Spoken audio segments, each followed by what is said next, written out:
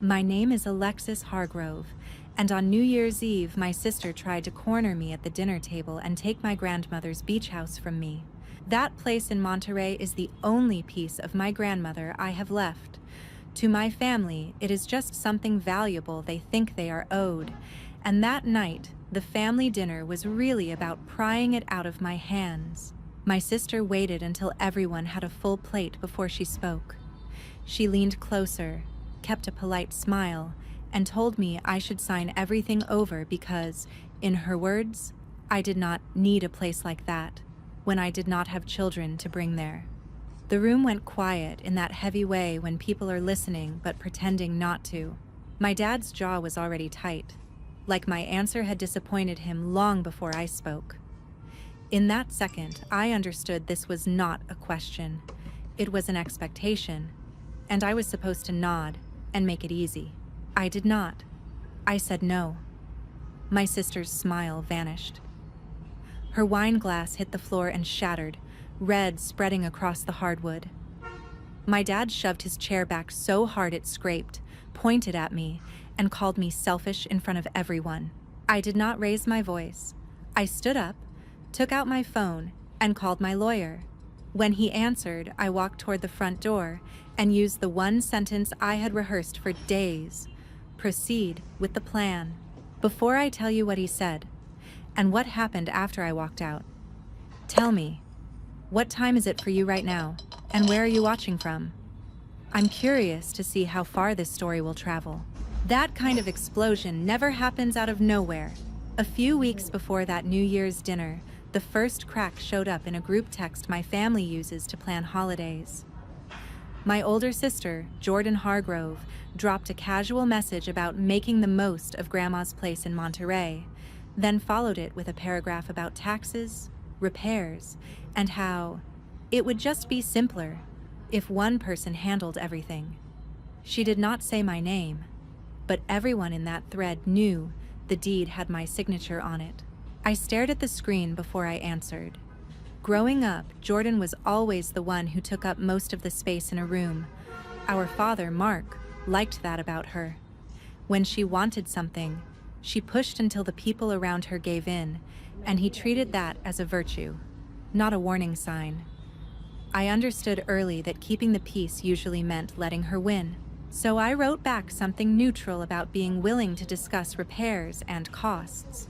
Within minutes, my mother, Linda, replied with heart emojis and a line about how, "It's so good to see you girls working together." Jordan followed with a new message about how she had been running numbers and how much more efficient it would be if the house were placed under her name for convenience. That was the first time she put it in writing. She framed it as responsibility, as if she were volunteering for a hard job nobody else wanted. She mentioned her kids, their college funds, hinted that it would benefit the family as a whole if she could use the house as leverage for a better mortgage rate. Reading it, I could feel the familiar pattern settling over me, the one where my feelings came last by default. I did not argue in the chat. I said we should talk about it another time. I put my phone face down on the kitchen counter and tried to finish my coffee, but the message sat in my head like a stone. The house was not an abstract asset to me. I could still picture my grandmother at the tiny stove making pancakes while fog pressed against the windows. Losing the house would mean erasing the last place where I had ever felt fully chosen. Later that week, Jordan called me on the drive home from work. She did not ask if it was a good time. She launched straight into a monologue about rising property taxes, storms hitting the coast, and how irresponsible it was to keep such a valuable place just sitting there when I lived in a small apartment in the city. There was no pause in her voice where my opinion could fit. I listened, holding the phone away from my ear at points when her tone sharpened. She painted herself as practical, the one adult in the family willing to make tough choices. Every sentence carried the same message underneath. If I really cared about the family, I would step aside and let her take control. It sounded less like a suggestion and more like a verdict waiting for my signature. When she finally stopped to breathe, I told her I was not comfortable shifting the title to her. I kept my voice even and repeated that the house was my responsibility because Grandma had chosen me for that role. The silence on the line was heavier than any insult. Then she laughed once without humor and said she understood now why our dad always thought I was difficult. That word hung there for hours after we hung up. Difficult. Not loyal or protective, just an obstacle in the way of whatever plan she had drawn up on a spreadsheet. I went to bed that night understanding that this was no longer a vague family disagreement. Jordan had decided the beach house belonged to the future she imagined for herself, and anything less than my full cooperation would be treated as an attack. In our family, money was something we pretended not to talk about while making every decision around it. When Grandma was alive, she was the one person who ignored that rule. She told me directly that the house would be mine, that she trusted me to keep it safe and not turn it into a bargaining chip. She never said Jordan's name in those conversations, and that omission felt deliberate even back then. The invitation to New Year's dinner arrived a few days after that phone call. The message in our group chat was cheerful and full of exclamation marks, but I could read the subtext clearly enough to know what it meant. Jordan wanted everyone at the same table, under the same roof, with the same script in her head about what I was supposed to do. By the time I tapped "I'll be there," I knew I was walking toward a confrontation, not a celebration. The week leading up to that dinner gave me no room to breathe. Jordan turned the pressure from background noise into a routine. She started with links about property maintenance and tax penalties, as if I had never paid a bill in my life. Each message came with a comment about how complicated things become when people do not plan ahead, and somehow the notifications always landed in the middle of my workday. At the firm, I could focus on other people's blueprints and schedules, but every time I opened my personal email, my attention snapped. One afternoon, my inbox held a new surprise, a scanned packet labeled draft documents that Jordan said her friend had put together to help us. Attached was a quitclaim deed with my full name on the line for the current owner, and hers typed neatly on the line below. The template made it look like a minor formality, as if the decision had already been made, and all that was missing was my signature. She called not long after. Her voice was bright and controlled, the tone she used when she wanted to sound like the reasonable one in the room. She talked about year-end advantages and efficiency, and how generous it was of her to offer to shoulder the responsibility. The way she framed it, signing away ownership was a favor she was doing for me, a way to simplify my life so I could stop worrying. I let her finish before I answered. The deed glowed on my computer screen while she spoke, my name flattened into a line on a form I had never asked anyone to create. When I told her I had no plans to sign anything, there was a brief, static pause on the line. Then she shifted back into the careful, professional tone and said she understood I was emotional and that we would revisit it soon. That evening, my parents invited me over for what my mother described as a quiet coffee before the holidays became chaotic. Their kitchen looked the same as it had when I was 17. My father sat at the table with his chipped mug, hands wrapped around it like he needed the warmth to stay calm. For the first few minutes, he stuck to memories. The drives to Monterey, my grandmother waving from the porch, my sister and me tracking sand into the hallway. The turn came gradually.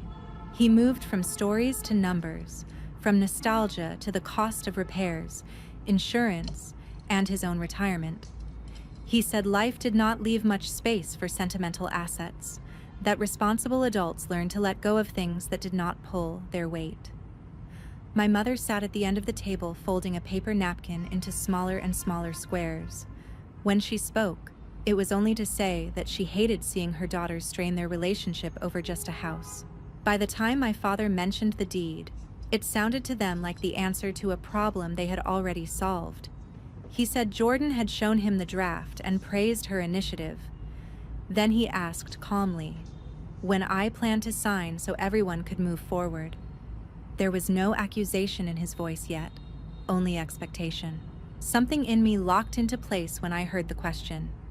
For years I had responded to that tone with explanations, compromises, softer versions of what I really thought.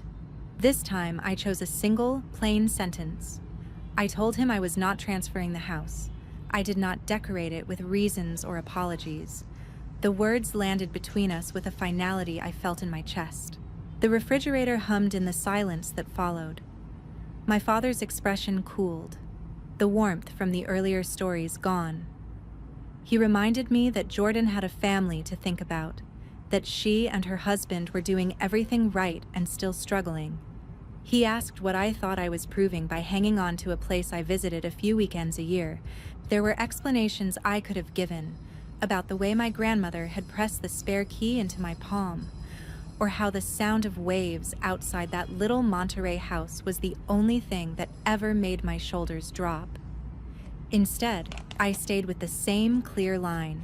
The house was mine because my grandmother chose me to keep it, and I was not interested in renegotiating that choice. When I stood to leave, my mother followed me to the door. She touched my arm lightly and asked me to think about whether holding on to that place was worth the damage I was causing. The question stayed with me on the drive home. By the time I reached my apartment and fit the key into my own lock, my hands were unsteady, but my decision about the house was not. The next day at work, I stopped pretending this would go away on its own. I sat through one morning meeting without hearing a word of it. My mind kept circling the image of my name on that deed, lined up above Jordan's like a before and after someone else had already scripted. By lunchtime, I had a headache and a dull anger that felt different from the usual guilt. I opened my browser and searched for a real estate attorney near my office instead of microwaving the leftovers I had brought from home. The receptionist who answered sounded unfazed when I explained that my family was pressuring me over a house. She put me on a brief hold, then came back and offered a consultation that same afternoon. I agreed before I could talk myself out of it. Walking over to that office felt like stepping across a line between letting things happen to me and choosing what happened next. The practice was in a narrow building between a coffee shop and a copy center. Inside, the waiting room was quiet and ordinary. When the attorney came out to greet me, he introduced himself as Daniel Foster and shook my hand like this was just another day of paperwork. For him, it probably was. For me, it felt like I was admitting out loud that my own family might try to move around the edges of the law. In his office, I laid everything out as plainly as I could. I told him about my grandmother leaving me the Monterey house, about the messages, about the draft deed with my name already typed in place. I set my phone on his desk and scrolled through the group chat and the emails so he could see I was not exaggerating. He read in silence, his expression tightening only slightly when he reached the parts where Jordan talked about convenience and leverage. When he finally looked up, his first question was simple. He asked whether there were any existing documents beyond the deed itself. I thought of my grandmother at her small kitchen table, sliding a manila folder toward me years earlier and telling me to keep it somewhere safe. I had tucked it into a drawer in my bedroom closet and almost never looked at it. That folder contained the trust she had set up, naming me as both trustee and primary beneficiary of the house. I told Daniel about the trust, and his attention sharpened. He asked me to bring in copies as soon as possible. The way he explained it, if the trust had been written the way I remembered, the house was not just casually in my name, the way my family kept saying. It was under a structure that gave me responsibility and rights, and that meant anyone trying to get me to sign it away might be stepping into trouble that was bigger than a family argument. He did not tell me to cut off my family. He did not tell me what to feel about them. He laid out options in language I could follow. We could record updated paperwork with the county to confirm the trust's control. We could prepare a formal letter from his office to my sister and my parents, explaining that any further attempts to pressure me into signing documents could be viewed as coercive. We could tighten how access to the house was handled, so there were clear boundaries about who was allowed to use it and when. Listening, I felt some of the helplessness drain away. The situation began to sound like something that existed on paper, not just in the space between my ribs. There were forms and filings and certified letters that could stand between my grandmother's house and my sister's plans. The conflict was still painful, but it no longer felt like a storm I had to face with bare hands. By the time we finished, a plan had taken shape. I would bring him the trust documents the next morning. He would review them, file what needed to be filed, and draft a letter outlining my position. I would decide how and when to deliver that message to my family, and under what circumstances I wanted him to step in directly. He asked me to think carefully about what I was willing to tolerate and what I was not, and to write that down for myself before our next meeting. I left his office as the afternoon light slid between the buildings. The problem with my family had not disappeared. They still believed they were entitled to the Monterey house, and I knew they would not drop the topic just because a stranger in a suit disagreed with them. But I no longer felt like the only barrier between their wishes and the life my grandmother had intended for me.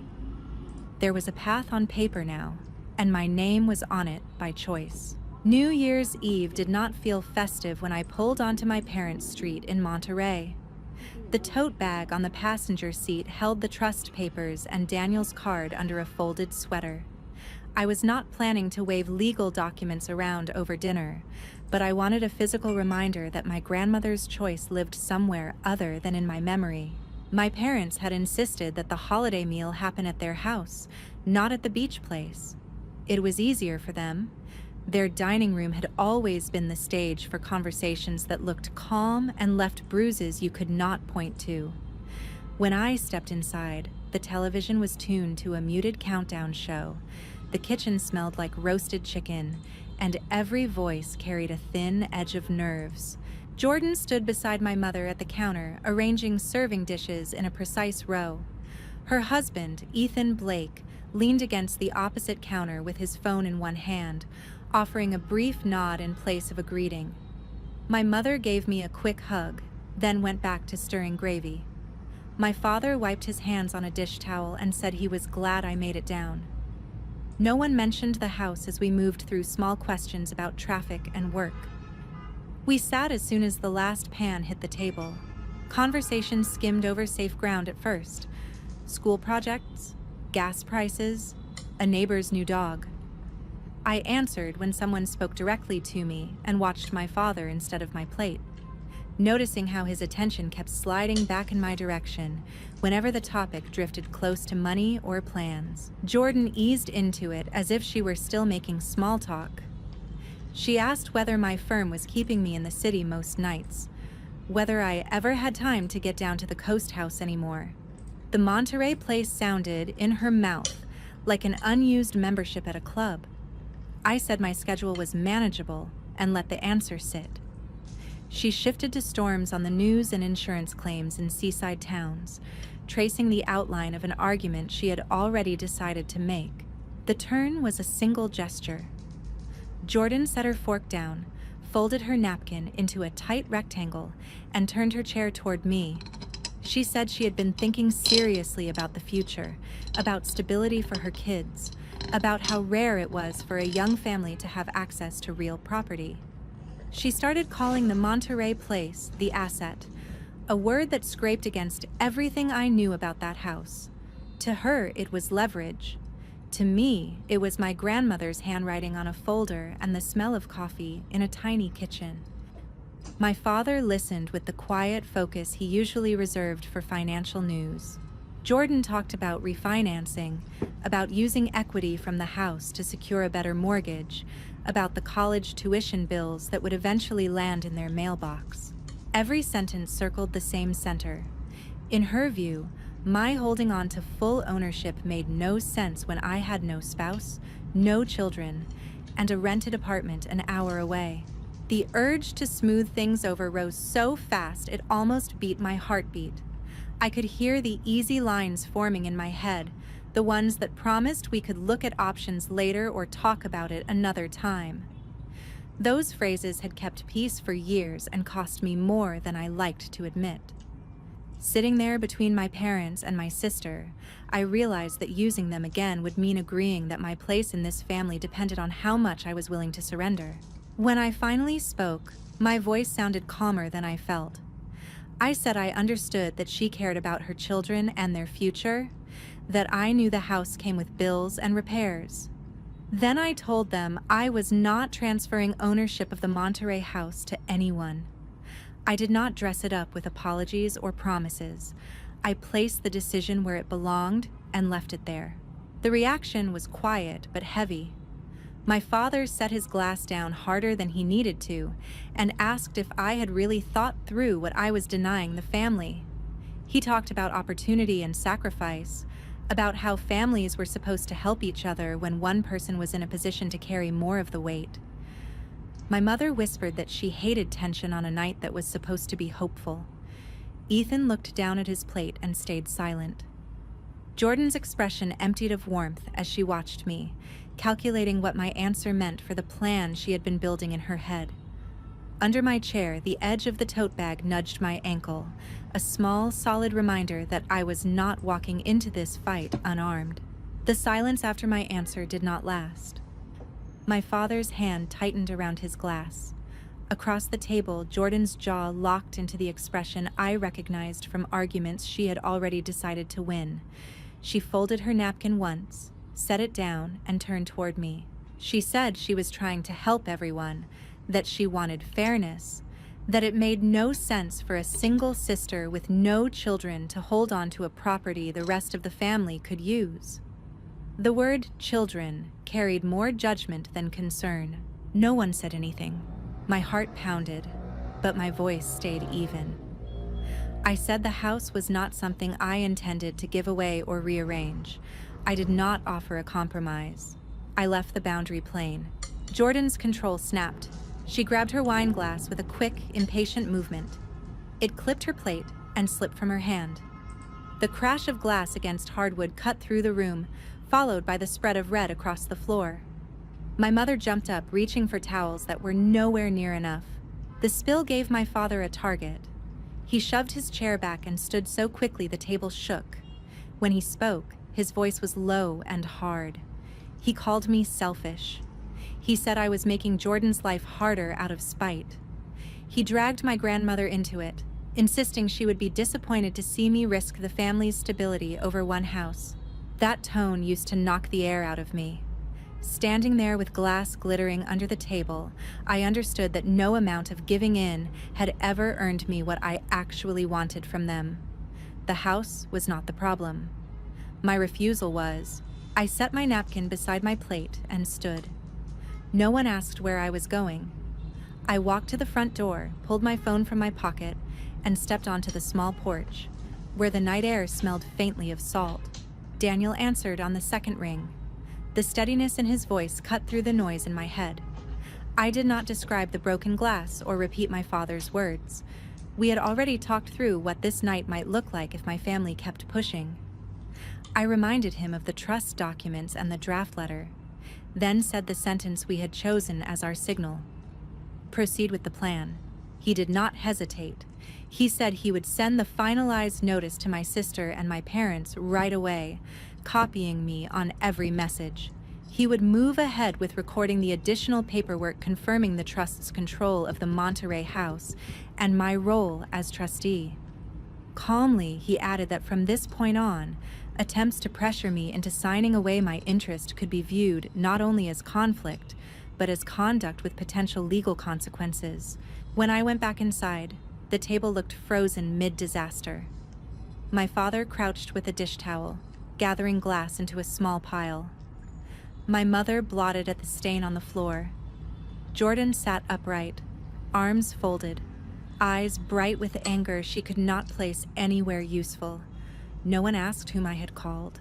About 15 minutes after I told Daniel to move ahead, my phone buzzed on the sideboard.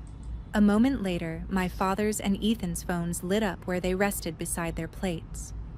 The subject line on the new email carried my grandmother's full name and the words, "Trust clarification." I watched my father read. The color left his face as he scrolled. Jordan reached for the phone, and he handed it to her without speaking. Her eyes moved quickly over the lines that laid out, in neutral language, exactly what the trust allowed and what it did not.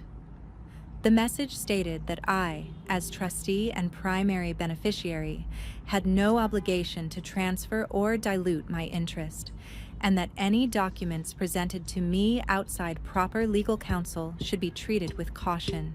The only sounds in the room were the quiet scrape of my mother's paper towel against the floor and the faint television in the living room. No one looked at me while they read. With each sentence, the balance in the room shifted. For once, the fact that my grandmother had trusted me with that house more than anyone else was not just a memory. It was written down in a form that did not care who had raised their voice first. When my father finally set the phone down, the speech I had been bracing for did not come. Jordan's knuckles were pale around the device she still held. Ethan stared at the window. The argument they had arrived prepared to make could not move past the new line that had just appeared between us. The house they treated as a bargaining chip was now surrounded by boundaries they could not cross, without risking something heavier than my disapproval. The rest of that night felt stiff. My father sat back down and said we should finish dinner. No one reached for the food. My mother swept broken glass into a mixing bowl. Jordan stared at the email on her phone, scrolling as if a different result might appear. I sat because standing in the doorway felt like begging for understanding I was not going to get. Conversation shrank to comments about television while the countdown show flashed in the living room, and the four of us stayed quiet around a table that suddenly felt too small. When the plates had been pushed to the edges, I began stacking them. My mother joined me. In the kitchen, under the sound of running water, she said she hated watching her daughters fight and wished I had been more flexible. To her, the damage started and ended with my refusal. I rinsed a plate and knew there was no version of this where saying yes would have earned me anything but a new demand later. I left before dessert. No speech, no slammed door. I picked up my tote bag, thanked my parents for the meal, and walked out into the cold Monterey air. No one followed me. The quiet in the driveway felt like the first breath after leaving a crowded room. On the drive home, my phone lit up with 2 messages from Jordan. One accused me of betraying the family. The other predicted I would regret choosing lawyers over family. I read them once in the parking lot outside my building and archived them. Over the next week, Daniel sent confirmation that the new filings had been recorded and that his office had formally notified my parents and Jordan of my position. The documents simply affirmed that the Monterey house remained in the trust my grandmother created, with me as trustee and primary beneficiary, and that any attempt to pressure or mislead me into signing it away could carry consequences beyond holiday tension. My parents called together once. I let it go to voicemail. My father sounded tired as he said they did not understand why I had escalated things instead of resolving them within the family. My mother's voice came at the end, asking me to call back when I was ready to be reasonable. I listened and heard only a request to step back into the role I had just refused. In the end, I replied with a short message. I wrote that I would not be discussing the beach house directly with them or with Jordan anymore, and that any questions about access or logistics should go through Daniel. I thanked them for the holidays we had shared in Monterey when Grandma was alive, and did not offer anything about future visits. They never answered.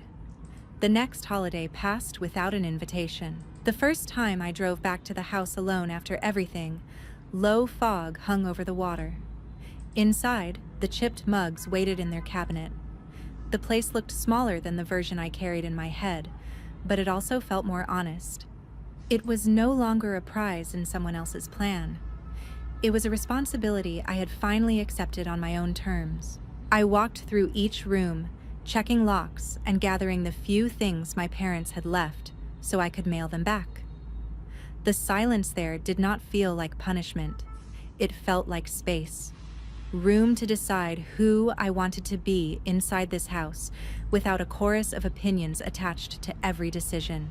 Standing by the front window with a mug of coffee in my hands, I thought about how often people say that family is everything, as if that sentence alone excuses any demand.